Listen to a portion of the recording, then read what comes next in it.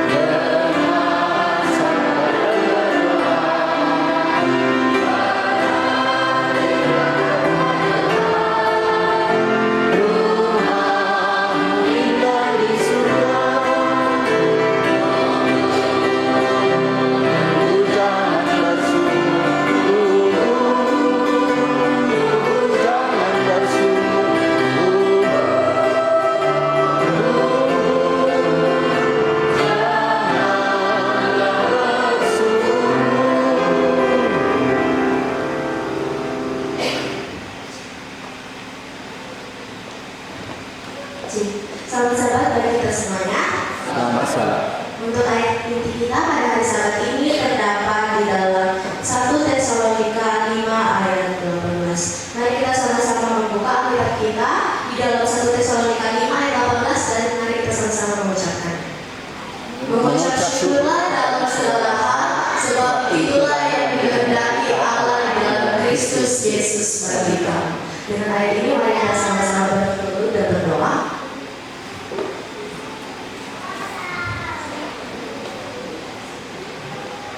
Bapa kami di dalam surga, kami mengucap syukur Tuhan atas segala berkat dan kasih karunia-Mu sehingga kami dapat bangun dari malam tidur kami dengan penuh sukacita Tuhan. Dan kalau Engkau kuatkan ya Bapa, ampunilah dosa kami ya Bapa, semuanya tidak sengaja karena kami adalah anak yang tidak luput dari kesalahan dan dosa Tuhan, baik dalam perilaku, tindakan kami yang menyakiti hati sesama kami, terlebih juga menyakiti hati-Mu ya Bapa. Inilah doa kami dalam nama Yesus Kristus kami telah berdoa. Amin.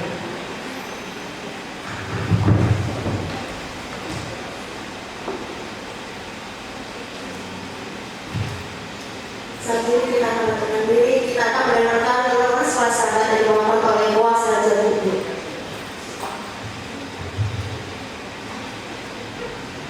Selamat sahabat bagi kita semuanya. Selamat sahabat.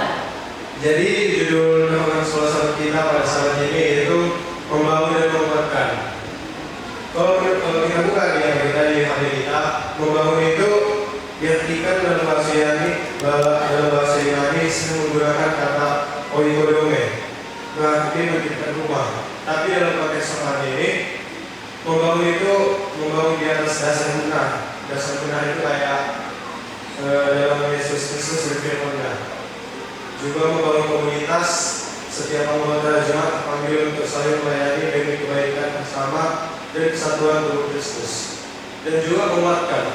Menguatkan itu di sini itu mungkin dalam konteks saya kita adalah training atau menguatkan fisik kita. Tapi kalau dalam konteks rohani itu kita kayak saling menguatkan atau mutual encouragement, yaitu kita saling memberi semangat, mendoakan dan mendukung sesama kita secara rohani. Jadi di buku ini membangun dan menguatkan sesama dan persekutuan bukanlah hal yang sia-sia. Tidak akan ada persekutuan yang dapat berjalan dengan baik apabila di dalamnya tidak peduli terhadap satu dengan yang lainnya. Dan marilah kita sama memperhatikan supaya kita saling mendorong dalam kasih dan dalam bekerja yang baik. Perbedaan utama membangun dan menguatkan ini, kalau membangun itu dia adalah fokusnya itu pertumbuhan dan konstruksi karakter iman. Sedangkan kalau menguatkan itu fokusnya itu di ketahanan dan pemulihan iman. Tujuan membangun adalah supaya kedewasaan rohani menjadi serupa seperti Kristus. Tujuan menguatkan adalah keteguhan dalam menghadapi tantangan. Ibarat kita seperti biasanya oleh beberapa orang, tetapi marilah kita saling menasihati dan semakin giat melakukannya menjelang aturan yang dekat.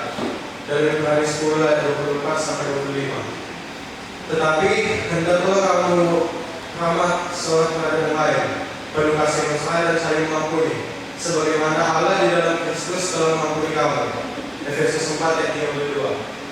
Sehubungan dengan tema saya akan pergi ke Pak Yudo untuk periode kedua 2025 sampai 2030 yang bertujuan untuk mendorong kembali di kolektif, memperdalam pertumbuhan rohani dan memperkuat kapasitas kepemimpinan, menekankan persekutuan dengan Tuhan dan pengudusan melalui firman-Nya dalam Yohanes 17 ayat 17. Kita harus terus terlibat secara total di dalam doa tanpa henti dan mendoakan serta memotivasi sahabat kita yang belum menerima Yesus sebagai juru selamatnya. Melalui menjalin persahabatan, mendoakan secara teratur, melawat dan terus aktif dalam kegiatan jaringan dua sahabat rohani atau disingkat TDSN yang sudah dibentuk di KSS dan UKPP Jemaat. Tuhan senantiasa memberkati kita.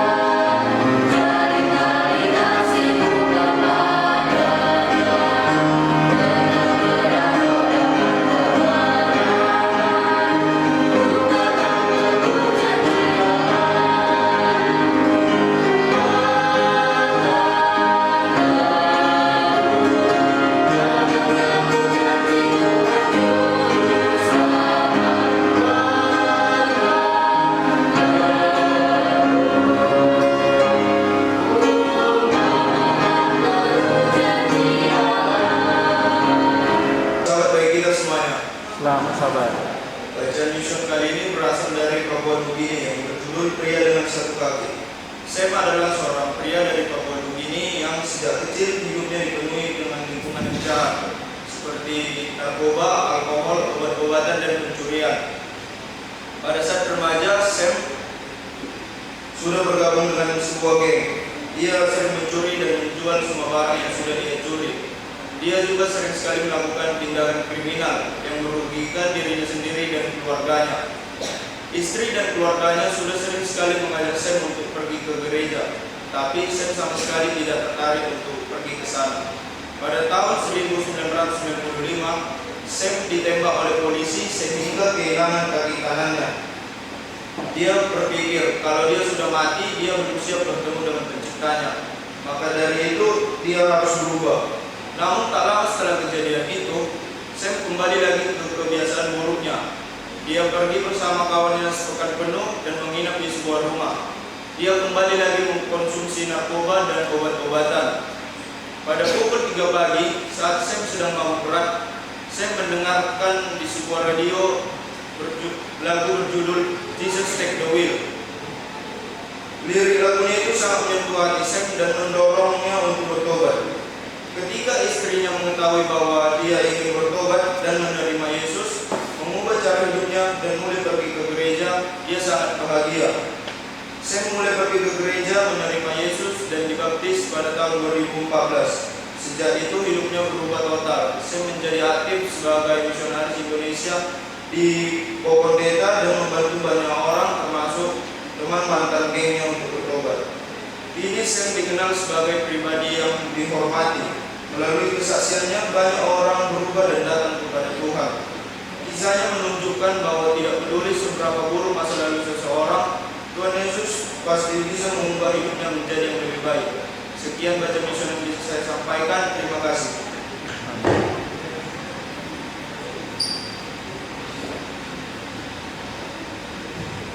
Ayat persembahan kita di sahabat hari ini adalah 2 Korintus 9 ayat 7. Hendaklah masing-masing memberikan menurut kerelaan hatinya, jangan dengan sedih hati atau karena paksaan. Sebab Allah mengasihi orang yang memberi dengan sukacita. Mari kita mengumpulkan persembahan di luar musik.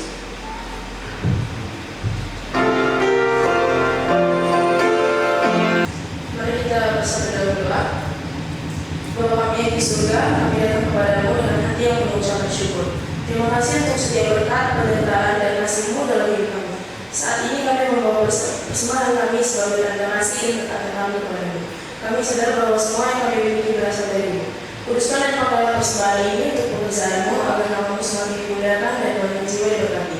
Ajarlah kami untuk selalu memberi dengan hati yang tulus dan penuh sukacita. Tidak mudah, tapi kita dimotivasi, didorong supaya kita bisa menyadari kehidupan kita sehari-hari di dunia ini, tapi sesungguhnya konsep cara hidup kita harus berdasarkan konsep apa? Konsep surga. Syukur. Ayo, bangku berikutnya. Ibu psikolog.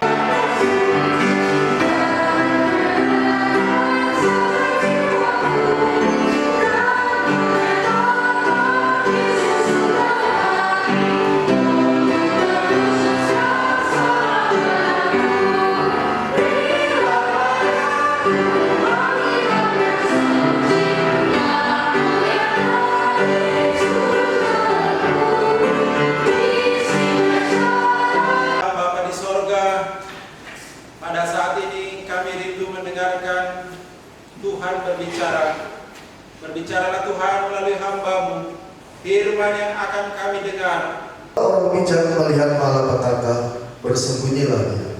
Tetapi orang yang tak berpengalaman berjalan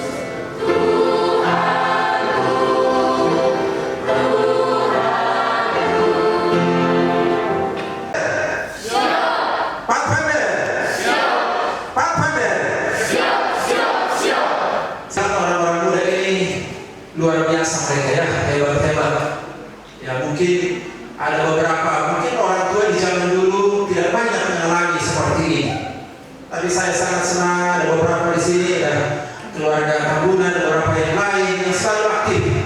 Usia boleh tua, tapi semangat tetap muda. Ya luar biasa. Tetapi sahabat ini pergerakan pemuda di dalam tindakan. Ayat ini kita sudah baca tadi. Jangan seorang pun menganggap engkau rendah, orang muda ya. Karena mereka muda. Jadilah teladan bagi orang percaya dalam perkataan, dalam tingkah laku, dalam kasih, dalam kesetiaan, dalam kesucian. Orang muda sungguh luar biasa. Orang tua kami tidak ada langsung tua tanpa melewati masa muda. Ya, tidak ada. Dan di masa muda lah satu pengalaman yang indah yang dirasakan di situ adalah pengalaman emas. Kadang-kadang saya pernah bertanya dengan orang tua dan pernah dia bercerita tanpa ditanya.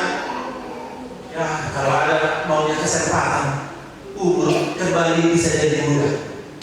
Ya, kalau ada, kalau bisa orang tua dan merasa dia tanya kepada saya kalau boleh sebenarnya mulai kosongan di bawah belum punya, tapi tidak bisa. Kenapa? Sesuai dengan usia. Apalagi orang-orang muda gampang sekali ini terpengaruh mereka dengan ya lingkungan kalau tidak membentengi dirinya. Dan pemuda APM ini kegiatannya adalah salah satu wadah membentengi orang-orang muda supaya mereka bertahan dalam gereja, supaya mereka dilatih, dibentuk, dipersiapkan menjadi alat Tuhan yang luar biasa. Amin. Ya. Isa tahu bahwa yang dikorbankan itu pasti domba, tapi dia lihat, dia cari-cari, tidak ada domba. Dia tanya, Pak, di mana dombanya? Ya, mana yang mau kita korbankan? Datang bapaknya Abraham, anakku, kaulah yang akan dikorbankan, kata Tuhan. Kira-kira bagaimana respon daripada Isa? Melawan? Coba kita gantian Isa itu sebagai orang muda, kaulah yang korbankan aku. Abraham sudah tua. Abraham mengikat Isa, kemudian ditaruh di atas apa? Di atas kayu bakar, di atas batu-batu kayu yang sudah disiapkan. Sebenarnya gampang saja, tinggal tendang aja mungkin itu Isa. Orang tuanya Abraham lari dia. Tapi Isa menurut, dia tidak melawan, dia turuti saja. Dan pada saat itulah Tuhan berbicara, Abraham, oleh karena imanmu yang luar biasa. Kemudian di dekat mereka kedengaranlah suara domba. Orang-orang muda luar biasa ini Ishak ini. Dia menurut, dia tidak melawan orang tuanya, walaupun mau disembelih, mau dikorbankan dia. Suci artinya apa? Kita berusaha menuruti firman Tuhan. Kita berusaha menjauhkan hal-hal yang dilarang oleh Tuhan, dan kita berusaha dari hari ke hari bertumbuh menghidupkan kesucian. Berjanji, semoga Tuhan memberkati kalian. Semoga kalian sukses diberkati dalam meraih cita-cita.